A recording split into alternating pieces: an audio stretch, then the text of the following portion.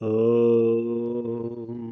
भूतैर्महद्भिर्यैमा पुरो विभुर्निर्मायसे ते यदमोऽसु पुरुषः भुङ्क्ते गुणन्षोडशषोडशात्मका सोऽलङ्कृशिष्ट भगवान् वचांसि मे। समूह आदरणीय भक्तवृन्द, आज मिति 2083 साल असार महिनाको 20 गते शनिबार, तदनुसार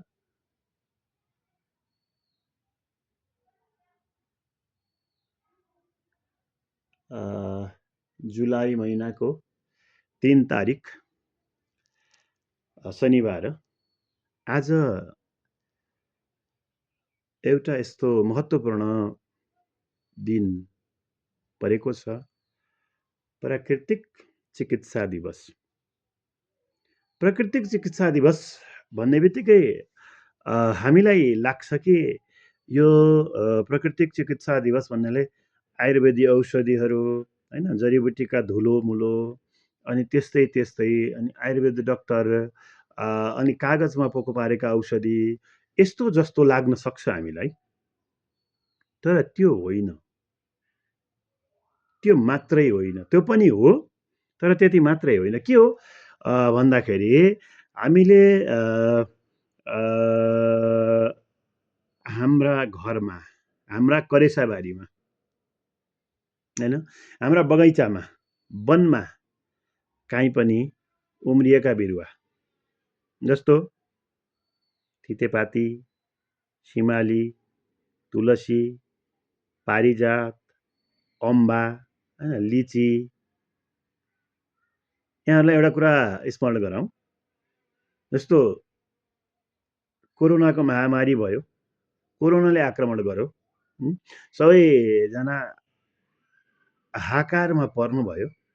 त्यस बेलामा साँच्चै भन्नुपर्दाखेरि कोरोनाको विज्ञानले कुनै पनि औषधि बनाउन सकेन। यो हुन्छ कि त्यो हुन्छ कि त्यो हुन्छ कि भन्दै भन्दै धेरै प्रयोगहरू त गर्यो। औषधीय विज्ञानले, यानि कि अङ्ग्रेजी दबाई जसलाई भनिन्छ, त्यसले धेरै कोसिस त गरे हो, हैन। विज्ञानले पनि कोसिस गर्यो, तर ट्याक्कै यही हो औषधि भनेर भन्न सकेन। त्यस बेलामा हामीले सिमाली, हैन, त्यसपछि लिची, अम्बा, पारिजात, यस्ता चिजहरू, तितेपाती, थोरै बेसार, 1-2 दाना ल्वाङ राखेर उमालेर त्यो पानीको बाफ लियौँ हामीले, र त्यो पानीको बाफ लिइसकेपछि जो पीडित हुनुहुन्थ्यो, जस्तो हामी सबैलाई धेरै फाइदा भयो त्यसबाट, हैन। अहिले पनि पृथ्वी, जल, तेज, वायु, आकाशबाट निर्मित यो हाम्रो शरीर हो। हामीले देखेको यो शरीर मात्रै हो हामीले देखे। जम्मा हामीले त यो पूर्ण शरीर देखेका छौँ। फुल बडी भन्छन् नि, होइन, फुल बडी, फुल के अरे बडी, होल बडी चेकअप, होइन त, होल बडी चेकअप भन्ने पनि यो एउटा के हो भने भाष्य मात्रै हो जस्तो मलाई चाहिँ लाग्छ, होइन।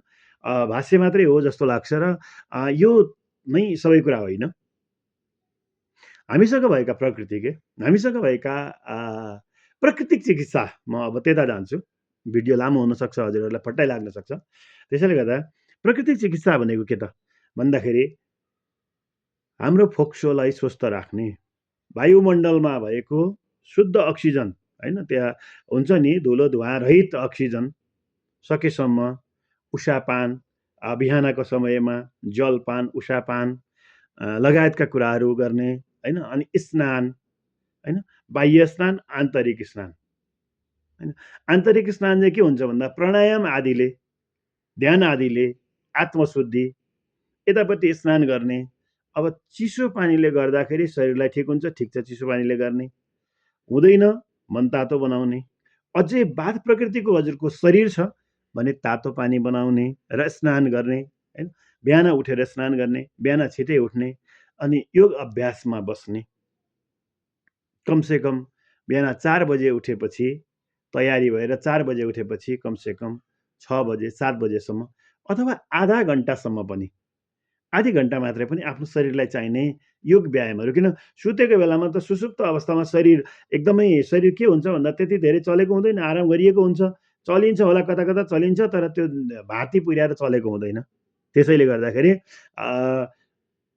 उठेर हैन हात चलाउने कुराहरू भए, मुठी पारेर चलाउने कुरा भए, अनि यता तन्काउने कुराहरू भए हैन, अनि त्यसपछि अब घुँडाहरू चलाउने कुरा भए, कम्मर चलाउने कुरा भए, यी पाताहरू पाखुराहरू चलाउने भनेको हाम्रा शरीरमा जति पनि जोर्नीहरू छन् नि तिनलाई हामीले चलाउनु पर्दछ श्वास प्रश्वासको साथमा। हो, श्वास प्रश्वासको लागि त्यो अक्सिजन निशुल्क प्रकृतिबाट हामीले प्राप्त गरेका छौँ, त्यही अक्सिजनलाई हाम्रो शरीरभरि पुगोस् भनेर जस्तो अनुलोम विलोम गरेर अलिबार श्वासलाई रोक्यौँ हामीले भने त्यसले त बाहिर निस्किन खोज्छ नि, बाहिर निस्किन नदिने क्या त्यसलाई।